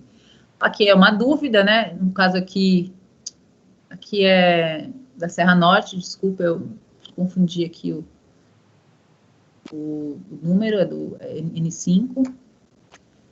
Então, isso aqui eu peguei da literatura, uma pirita framboidal, que foi até falado na apresentação passada, né, da semana passada, se seriam piritas framboidais, não seriam. Então, eu fui buscar uma lá, como é que é o aspecto dela, e isso foi o que a gente encontrou. Essas estruturas, assim, em luz refletida, não que sejam as mesmas, né, outra escala, esse é da Serra Sul, e esses são da Serra Norte, tá? Por isso que eu passei para o lugar errado. Mas eu fico pensando, isso aqui na lâmina seria diferente, né? Isso aqui é bem menor, não dá nem para ver, tá no meio de uma banda de Schert. Mas poderiam ser? Não. E aqui, né, para discutir também o trabalho do doutorado do Halder, onde ele fez análises geoquímicas de detalhe também em bifes, em minério friável e em canga, né, onde ele trabalhou aqui nesses furos aqui do S11D, no N7 e no N8. E o trabalho dele foi bem interessante, porque aqui ele pega uma média, né, do padrão de Carajás, você vê que está bem parecido, né, tem esse, não é tão inclinado comparado com os restos das bifes do mundo, né, que os exemplos que ele comparou, a água do mar, o fluido hidrotermal. E aqui o interessante é a gente ver que as bifes sem alteração hidrotermal sobreposta, em preto aqui, elas repetem, né, mesmo com alteração hidrotermal e com input detrítico, o padrão se repete na Serra Sul, na Serra Norte. Aqui a canga do S11D, ó, só aumenta a quantidade de elementos terras raras, né, vai enriquecendo, mas o padrãozinho está lá, ainda bem menos enriquecido em elementos terras raras leves do que o comum, do que o que se espera para uma bife. O minério também fica errático, mas essas feições principais prevalecem, mas o lantânio aqui varia. E aqui também um outro minério friável na Serra Norte, né? Tá? Fica bem mais errático, mas as principais se mantêm. Então, esse daqui é uma comparação, esse campo em cinza aqui são as bifes desse trabalho, né? O conjunto já dessa análise mais detalhada, comparando com fluidos hidrotermais de diversas fumarolas, né? Campos aqui da dorsal mesoceânica atlântica, do Pacific Rise, lá de uma bacia de Beck-Arc lá de Manus, onde a anomalia de Európio positiva fica bem visível e o enriquecimento em pesados não existe, né? Então, será que é muita contribuição de fluido hidrotermal que faz com que isso não aconteça? Ou é outra coisa, né? Então, aqui comparando com as águas, comparando com folhelhos, com águas de rios, né? Esse trabalho da Guila Mecha, ela trabalhou com os terras raras de diversos rios da Amazônia, né? Então, peguei as águas fluviais ali, dá um padrão bem parecido com os padrões de sedimento mesmo, nos enriquecidos. Aqui algumas mantas microbiais, carbonatos, mais enriquecidos, e aqui comparado com o resto do mundo, né? Aqui eu coloquei as médias, né, do que é banda de sílica, em cinza, do que é banda de ferro em preto, que está aqui. O quadradinho, né, é o bife total, sem ser por banda, e a bolinha é o bife com banda de ferro. Você vê que o ferro ele é bem mais enriquecido que a sílica, e os hematititos e os magnetititos também. Só teve um magnetitito, né, que é aquele lá do S16, que provavelmente já está como o bife do grupo 3. Você vê que ele dá diferente da bife do grupo 2. Mas é mais ou menos isso. Para a gente concluir, as bifes de Carajás, elas são dominantemente faces óxidos, embora tenham silicatos, né, em menores proporções, né, aqui os campos de estabilidade desses minerais, nesses diagramas de pH e EH, né, que indica que as faces de silicatos são ainda mais redutoras, né. Então, eu busquei colocar os minerais que foram encontrados. Elas tendem a preservar essas estruturas celodiagenéticas, né, quase primárias, que é muito difícil falar em primário, porque o negócio já se transformou pelo menos um pouquinho na diagênese, mas tá aí, você reconhece, feições sedimentares. O óxido de ferro, predominantemente na Serra Norte, é a hematita, embora também tenha, mas predomina lá, comparado com o restante, que é mais magnetítico. Aqui, pensando, né, nas condições de pressão e temperatura, nesse gráfico aqui de PIT, onde estão algumas bifes do mundo, Carajás também está aqui, aqui ainda já era na lógica lá dos grupos, né? Então, o grupo 2 no máximo chega aqui na biotita, minnesotaitam. O grupo 1, que é da Serra Arqueada, né, porque ela estava aqui ainda considerada, você já começa a ter até brunerita, talvez, biotita, apesar que aqui também tem um pouco, mas é bem especulativo isso aqui, porque isso aqui foi mais do início. Mas o mais interessante assim, é o grupo 3, que realmente ele já está mais metamorfizado. Então, predominam essas bifes livres de detrítico, né? A gente vê que elas são bem puras, comparadas com as outras amostras. Aqui tem essas feições principais da água do mar, são preservadas nas bifes, anomalia positiva de lantânio e gaudolínio, altas anomalias de európio, altas razões de triorômio, mas elas são distintas quanto ao não enriquecimento evidente de elementos terras-raras pesados, né? Você vê aqui, ó, as do mundo, elas sempre estão tendendo assim, o nosso padrão tá mais assim, né? Não tão enriquecido. Em sério, né, a gente vê que praticamente não tem anomalias negativas de sério, com algumas exceções que podem indicar esse ambiente transicional, ou essas amostras, quando eu falo ambiente transicional, é em relação ao oxigênio, né, aqueles whiffs lá de oxigênio, né, sopros de oxigênio, ou amostras localmente alteradas, contaminadas.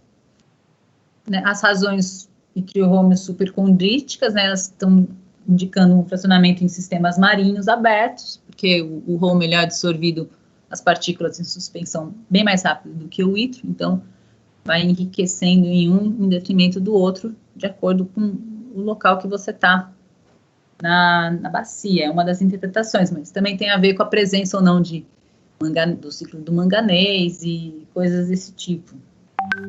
As anomalias de európio são muito, muito positivas, né? Elas podem indicar, elas estão indicando essa contribuição de fumarolas, da estabilização do európio 2 em sistemas hidrotermais de alta temperatura.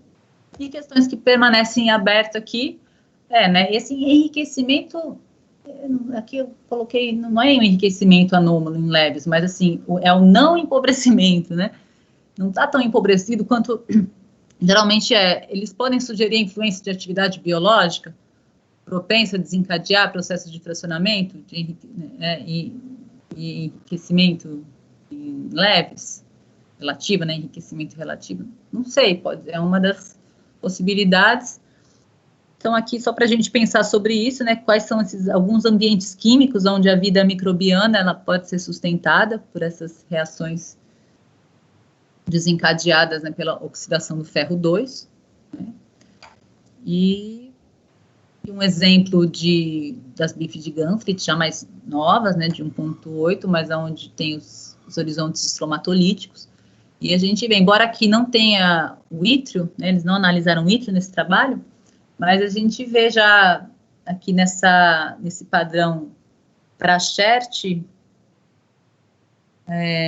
para um horizonte rico em estromatólitos, né, comparado com o de Schert e formações ferríferas, já realmente ele não tem aquele enriquecimento, né? Então, talvez seja isso. Mas daí ele coloca nesse trabalho Planavski 2009, né, que esse padrão ele vai variando de uma maneira meio aparentemente até aleatória ao longo do furo, né?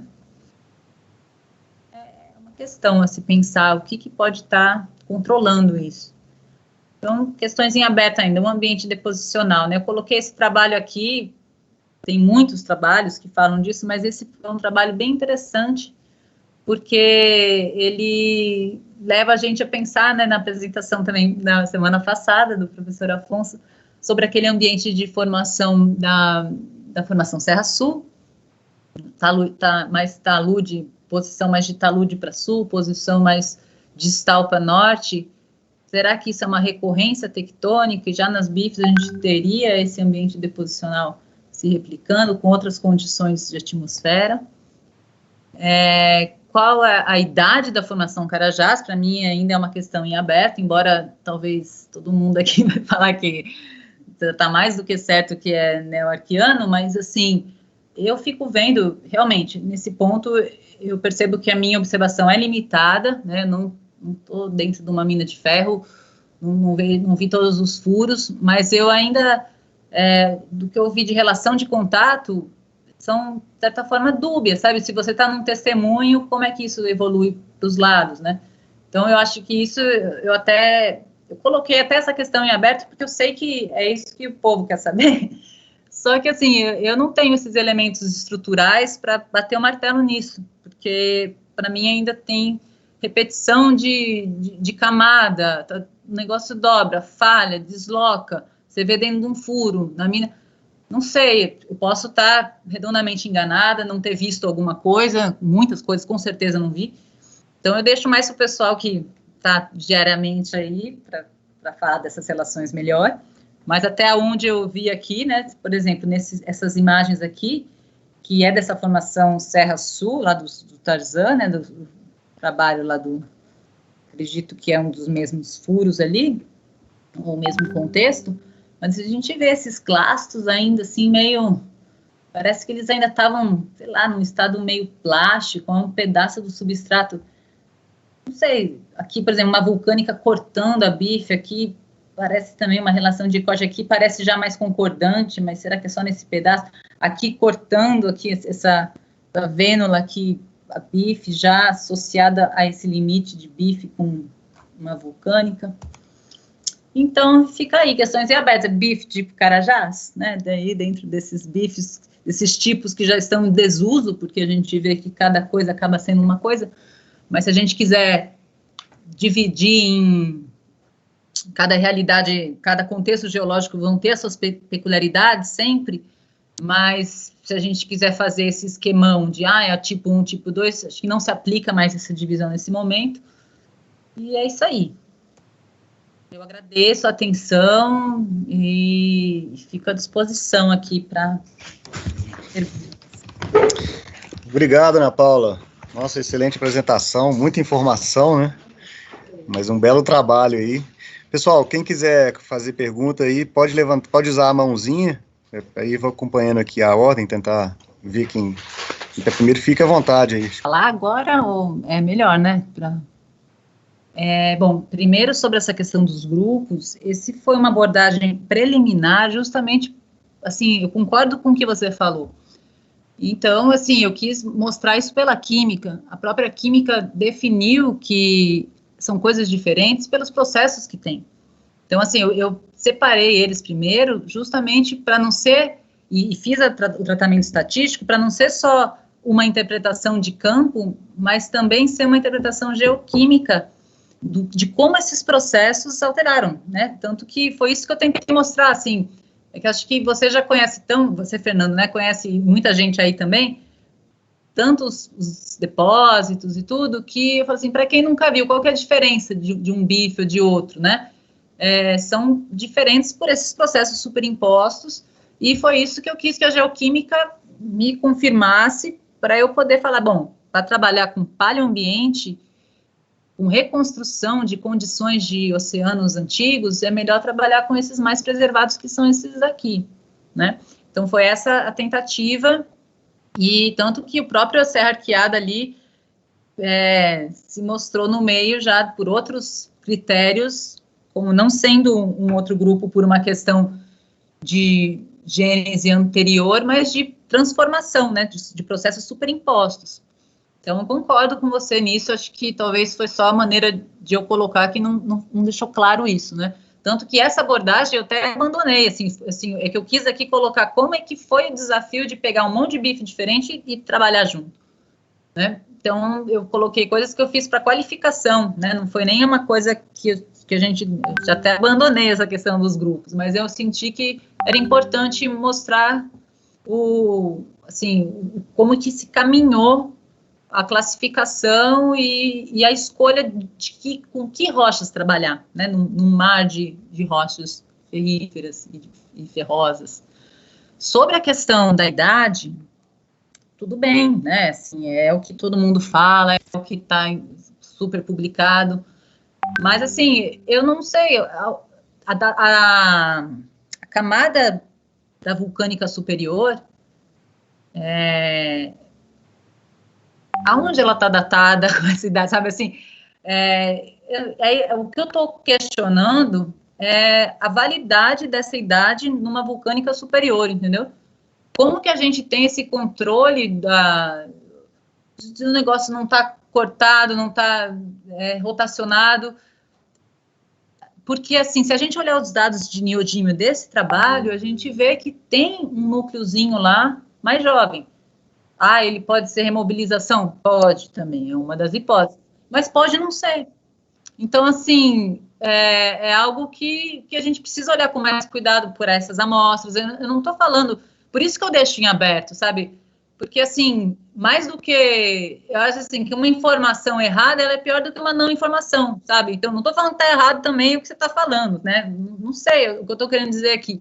Eu realmente não visualizei essa camada de cima, porque esses peperitos, eu vi a própria vulcanoclástica lá que eu mostrei, que eu destaquei lá no rio Paraopebas, né? Ali a gente tem rochas explosivas, assim, será que é tudo o mesmo magmatismo? A minha pergunta é essa.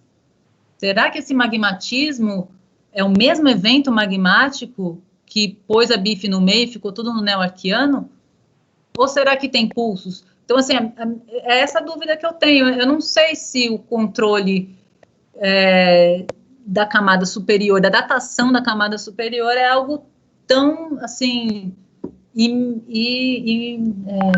inquestionável assim, sabe?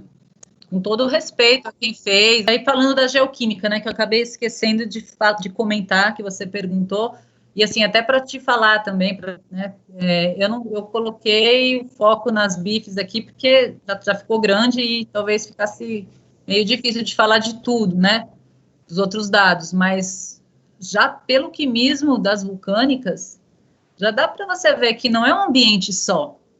Essas vulcânicas, elas não vêm de um ambiente tectônico só.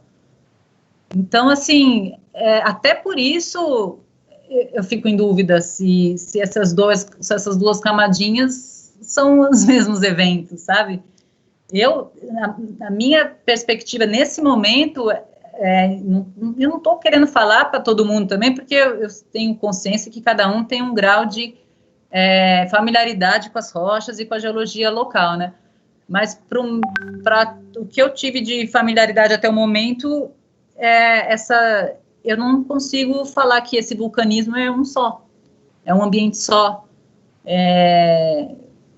Eu não vou falar aqui da geoquímica das vulcânicas, até porque a gente está trabalhando nisso ainda, né, para publicar. Ele nem entrou na minha tese oficial, porque o pessoal achou melhor focar só nas bifes, né? O trabalho das bifes, sim, tá finalizando essa revisão agora. Espero que dê tudo certo aí, provavelmente já vai sair nesse volume de 50 anos aí de Carajás, né, das bifes, mas o das vulcânicas nem entrou na tese, né, assim, a gente já discutiu esses resultados brevemente, mas até por esses resultados você vê a diversidade de ambientes possíveis para o vulcanismo. Então, assim, falar de um ambiente geotectônico agora, eu acho que é a pergunta que todo mundo quer saber, né? Pode ser qualquer tema de Exploration Talks e volta nessa pergunta e acaba sendo realmente uma pergunta multifacetada. A gente precisa ter vários elementos para responder ela com propriedade. E eu acho que o próprio vulcanismo mostra a diversidade possível. Tá. Não sei se eu respondi ou não, só, né? Tenho vontade para falar que não. Ana, tem mais duas perguntas aqui, a Mônica e a Georgette. A Georgette chegou a levantar a mão, e a Mônica também, acho que fez uma pergunta pelo chat. Tá. Vocês querem falar aí, Georgette? Na verdade, eu estava querendo saber mais sobre essa parte de... Você falou da possibilidade de contribuição biológica, né? Mas eu estava pensando justamente no ambiente cheio de... Tudo bem que pode ter as contribuições biológicas. Eu trabalhei muito com água lá em Carajás. E a gente tem muito problema de ferro-bactéria, mas só quando a gente contamina o poço. Então, acho estranho falar, e é justamente a galionela, né, que é o nosso grande problema lá. E daí, agora você falando dessa parte das contribuições biológicas, eu fico na maior dúvida, atroz, porque o que acontece? Quando a gente faz a desinfecção direitinho, não tem bactéria nenhuma na água. De onde viria essas bactérias, né? Não sei também se... Essas bactérias seriam fósseis já, né? Elas já estariam... Mas você concorda comigo que se ela existiu muito tempo atrás, tudo bem que o ambiente podia ser menos oxigenado, essas coisas, não teria pelo menos algum restinho no aquífero? Vivas? Não. Não entendi essa... Eu acho que, não, se ela está poderia ter de uma maneira fossilizada, né? Mas assim, não ativa ainda. Daí eu não sei se ela se fragmenta há tantos anos. Eu acho que... Não estou falando que são as mesmas vivas, é que elas se adaptam, né? Então, uma coisa que a gente viu é que a vida se adapta para tudo que é lado. E daí não tem nada nessa água atualmente? Bom, quando eu falo de bactéria, é uma possibilidade com base nos trabalhos de quem teve a resolução e o método para abordar isso, né? Eu até gostaria de ter feito Raman, mas não tive condição de fazer Raman nessas análises. O máximo que eu fiz foi ver feições de lâminas onde estava lá, sedimentado, cristalizado. Né? Então, assim, é um negócio que está fechado. Se no processo de erosão, eu fico imaginando que a sua pergunta é: você erode a rocha, você libera essas micropartículas e disponibiliza elas para a água, mas só que daí eu acho que, por nem estarem vivas, elas se comportariam de maneira a se dissociar. Eu também não sei, não é minha especialidade essa parte, né, de... biológica, eu também não... Biológica, assim, e muito mais, até muito menos de como que se comporta na dissociação de um fóssil, né, de uma bactéria fóssil numa água atual. Mas eu acho que uma coisa não impede a outra de ter água, porque ela poderia se diluir, assim, se deteriorar, antes de ser reconhecida. Não, eu concordo que as bactérias de muito antigamente, não estariam vivas até hoje. Mas eu estou perguntando isso também porque agora tem um pessoal querendo colocar bactéria formando caverna. Assim, pode ser, né? Mas o que a gente vê atualmente é que a água é bem... Nossa, é bem... não tem nada praticamente. A água no minério de ferro é muito pura, nem íons tem direito. Enfim, vamos ver o que vai dar. Né? Depois a gente conversa, eu queria até saber mais sobre isso. Sim, vamos conversar. O que eu coloquei aqui foi bem com base naquele pensamento. O que levou o ferro a se precipitar num ambiente sem oxigênio? Essa é a dúvida, essa é a grande questão das bifes, assim, né? Porque eis a questão, assim, o que leva um ferro solúvel se precipitar sem a presença de oxigênio? Bactérias que agem, por isso que vem a história das bactérias que não precisam de oxigênio, não que seja a única forma. Tem essa outra possibilidade aí, só que daí você não tem para faces óxido, você tem para face silicato. Esse que precipita a siderita e a grinalita, por elas serem de ferro ferroso, elas são consideradas, tem as reações aí que elas têm um ambiente propício para se precipitar diretamente da água do mar nos cones vulcânicos dos oceanos antigos, sim, né? Então, assim, eu estou querendo...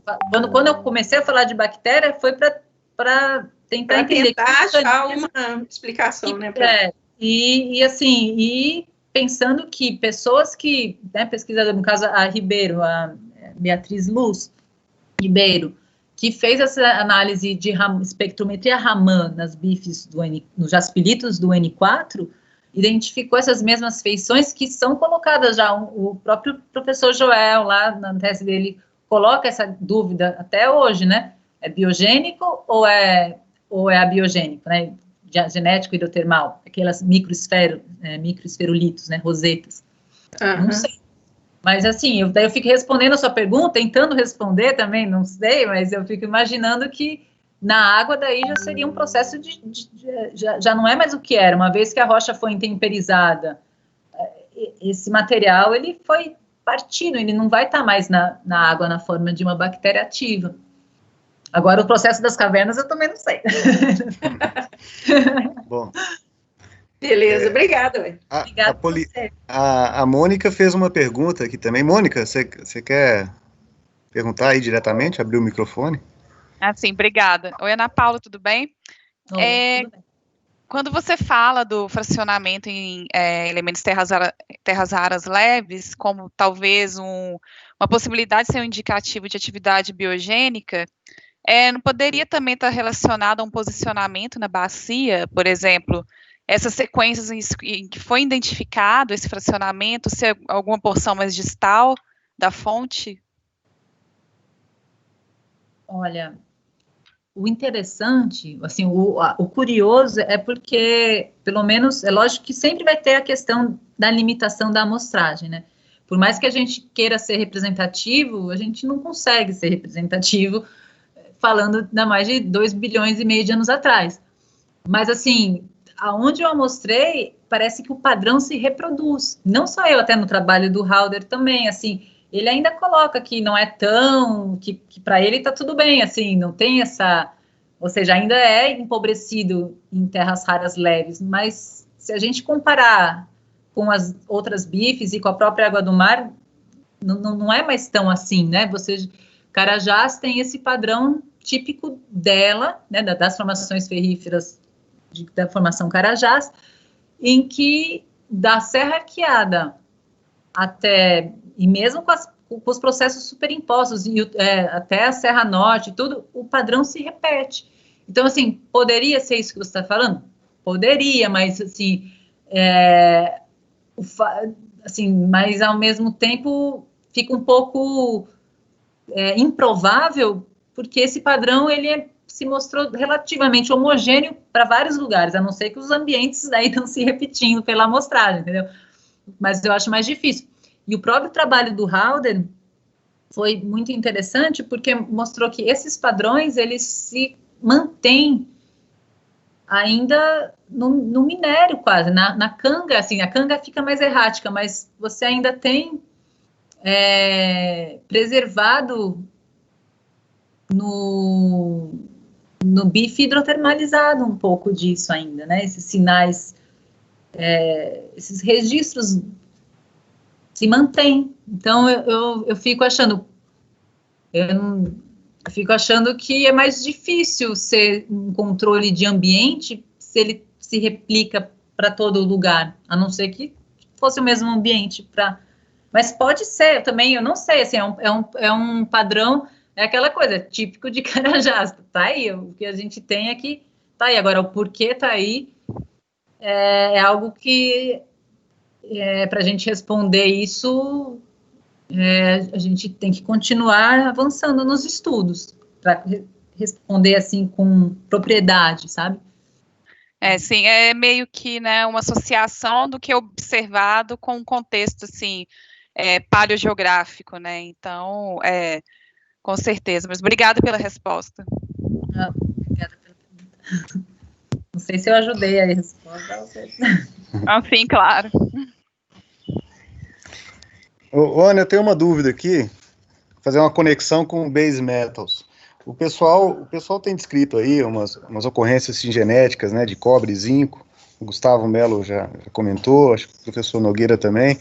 Dá para fazer alguma ligação aí com essas bifes, em termos de associação dos exalitos aí, que estão no sistema exalativo? Teria uma correlação direta? O que você acha? Poderia pensar numa fase mais distal? Eu acho que aí, se for observado esse zonamento, né, daí a gente já cai naqueles modelos de faces mesmo, né? Então, a gente tem a face sulfeto, já mais próximos a fumarolas mesmo, na presença de sulfeto. Então, você tem que ter um controle de disponibilidade de sulfeto e de ambiente mais proximal a fumarolas. Eu fico imaginando, assim, dentro do que é colocado como divisão de faces, né? Então, uma vez que a gente, assim, o que a gente vê hoje em Carajás é um predomínio da face isóxido e um início de, pelo menos dentro da amostragem feita, né, limitado pela amostragem, a face silicata também está querendo começar a existir, mas ainda assim ela é muito subordinada, assim, ela é como local e em menor quantidade do que os óxidos, né? Então, assim, a gente tem uma minnesotaíta, tem um pouco de estifilomelano, mas é aquela coisa, assim, é a exceção que quando você vê, você até quer mostrar para falar que tem, porque você só vê magnetita e hematita. Então, daí a gente teria que estar começando a ver os minerais os sulfetos, né, de ferro, começar a ver mais pirita, começar a ver, enfim, os minerais de toda a associação próxima a esses metais, né? Então, eu acho que é possível, mas eu não vi. O máximo que eu vi de pirita foram essas ocorrências que eu destaquei ali, e calcopiritas também. Tem um ou outro traço, porque sempre sobra uma coisinha que, né, um restinho daquele elemento lá no sistema que se cristaliza, como uma calcopirita, uma pirita mais tardia. Agora, eu chamei atenção mais para aquelas confeições que podem estar também levando a interpretar uma atividade de bactérias, porque quando entra nesse mundo das bactérias, elas se alimentam, né, sem oxigênio de metais, assim, né, eles entram para essas trocas de elétrons na hora nas reações óxido e redox com os metais, que vai fornecer energia para a vida delas, né? Então, foi o que eu tentei mostrar ali, mas também sem conseguir ter a ferramenta adequada para ter certeza disso, né? Não foi o foco do trabalho, mas chamou atenção a presença dele, né? Você quer comentar alguma coisa, Ana? Desculpa, o Elton está com a mãozinha levantada aqui depois. Era só comentar isso, assim, que realmente, assim, é o que eu estava falando, né? A complementação da amostragem não dá, né? O que você não viu, você não vai ter como falar. Então, perfeito saber desse zonamento, até é esperado mesmo. Se a gente está falando num sistema, ele é um sistema, né, completo, não vai ter uma parte e não ter outra.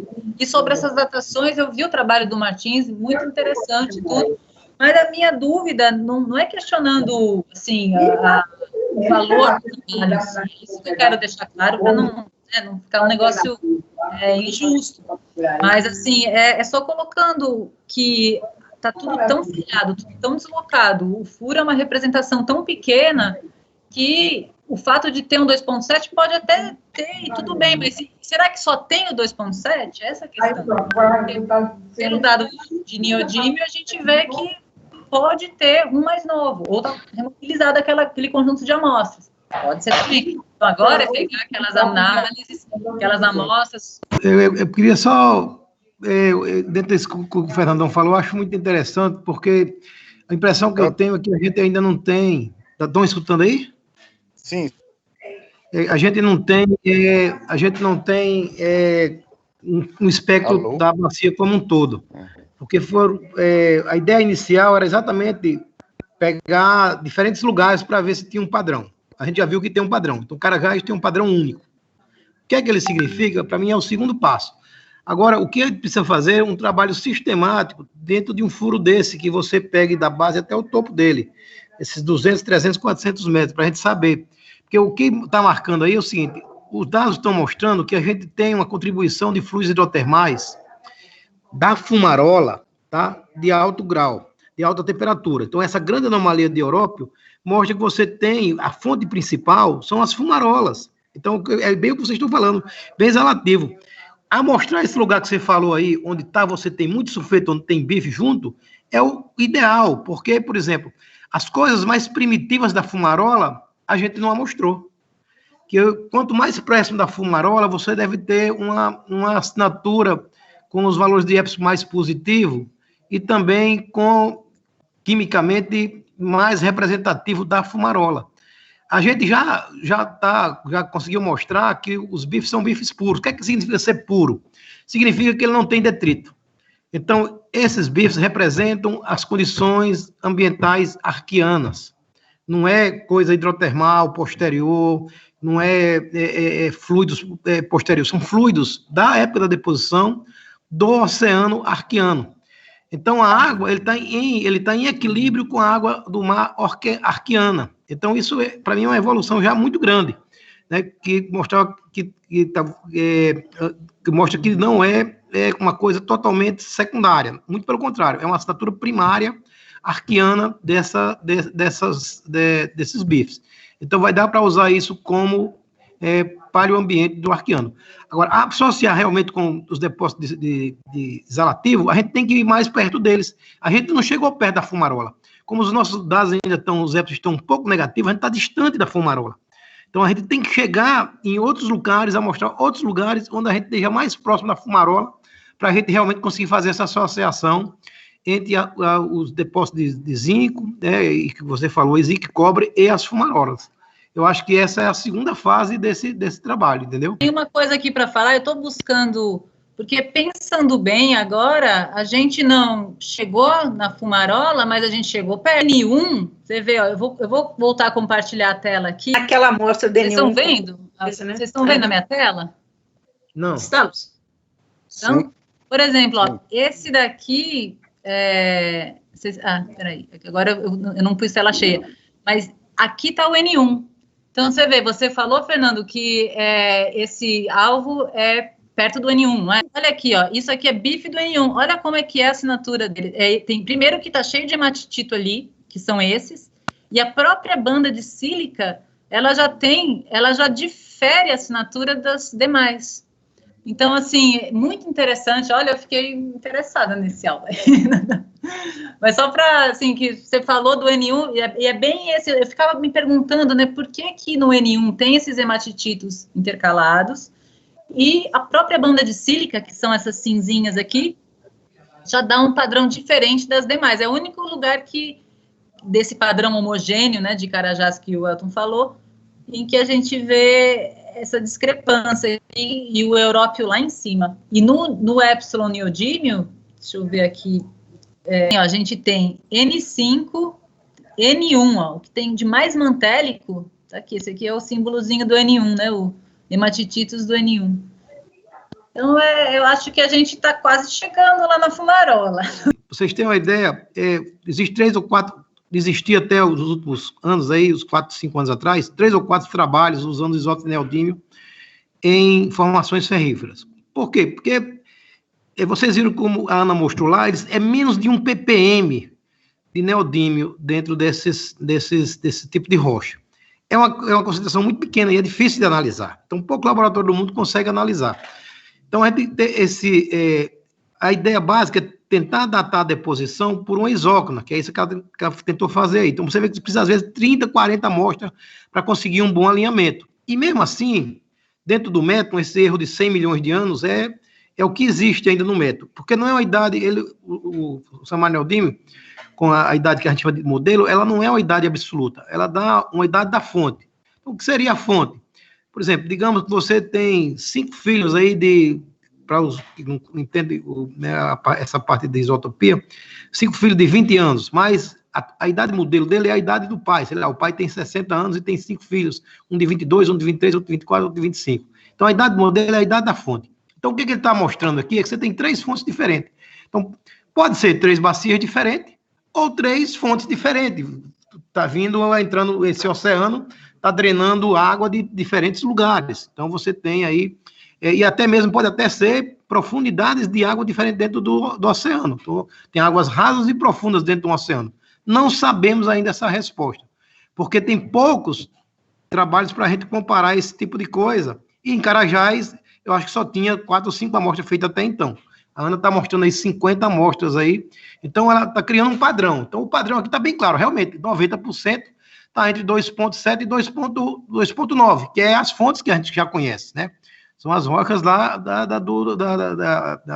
vulcânicas que tem aí. Você tem vulcânica desde 2,9 até 2,7. O que esse gráfico está mostrando da Ana também, que não tem fonte detrítica. Então, a crosta continental não é a fonte dessas coisas. Então, deve ser o quê? O assoalho oceânico que está sendo erodido dentro dessa baciazinha oceânica. Agora, tem uma fonte jovem. Se essa fonte jovem é uma outra bacia ou é uma alteração aí de alguma outra atividade pós-deposicional, não temos essa resposta ainda. Os padrões de terra rara são iguais. Então, se são iguais, não teria, teoricamente, alterações pós-deposicionais. Então, teoricamente, pode ser uma fonte, uma fumarola mais jovem dentro da bacia. Realmente não sabemos ainda. Essa é um ponto para evoluir, entendeu? Depositando lá em cima, lá numa baciazinha calma, não lá embaixo. Então, se esse fluido vai chegar realmente lá em cima, isso aqui seria um ponto importante. Você tem que ter uma entrada de fluido jovem dentro dessa sua bacia oceânica. Esse aqui é realmente o ponto. Aí a gente teria que procurar, né? Poderia sim. Aí sim, se você entra um fluido rico em terras raras, aí você bagunça. Não sei, tem as monazídeas de 2,5, né? Agora, se esse fluido chega lá em cima, na superfície, dentro da bacia oceânica, é que é a questão. Isso aí é que teria que ver como é que a gente prova isso, entendeu? Que aí vocês têm que ver, achar alguma evidência aí dentro dos furos, para mostrar, tem os fluidos que são os fluidos profundos, que estão lá dentro do IOCG, em profundidade da geração dos IOCG, mas se esses fluidos vão canalizar e vão chegar lá na superfície, subsuperfície da bacia, com capacidade de realmente homogeneizar a água do mar, né? Porque o que está mostrando, os terrários estão em equilíbrio com a água do mar arquiana. Então, esses fluidos, quando você joga essas fumarolas dentro do oceano, os metais que estão ali dentro da água, entendeu? Que essa que é o que o pessoal tem visto aí nesses trabalhos de geoquímicas, né? Que eles mostram que realmente essa é uma química fina, mas é que mostra que são as condições ambientais da água do mar da época, do arquiano. Então, esses dados delas são uns dados bons, assim, em termos de paleoambientais, porque eles mostram as condições da água do mar lá arquiana. Agora, se a água do mar, logo depois, em 2,5, 2,2, 2,2, tem alguma alteração, aí seria muito legal de mostrar. Pois é, exatamente, mas aí tá. É isso mesmo. Mas aí o bife reflete a água do mar, entendeu? Esse realmente mas aí, como é que os fluidos então entraria dentro desse negócio aí para bagunçar esse fluido? Aí tem que ver evidências geológicas, né? Ver lâmina, ver se a gente vê alguma coisa dentro dos bifes que provem essa hipótese aí. Eu acho que é um caminho muito legal a ser perseguido, viu? Eu posso fazer, Gustavo, lá em vazante, você tem esses fluidos que vêm de fora da bacia e entra dentro da bacia e mineraliza? Nossa, tipo assim, raso, um fluido profundo que chega a profundidades rasas e consegue homogeneizar o sistema. Aparentemente sim, né? Tem um estudo de fluidos aí, né? Mas eu não sei o quanto raso seria isso, né? Mas lá em vazante as condições são bem rasas, né? Tanto paleoambientais quanto de preservação, né? Tá tudo muito pouco metamorfizado. Então, mas isso vai, né? 500 metros de profundidade, talvez. Ou mais.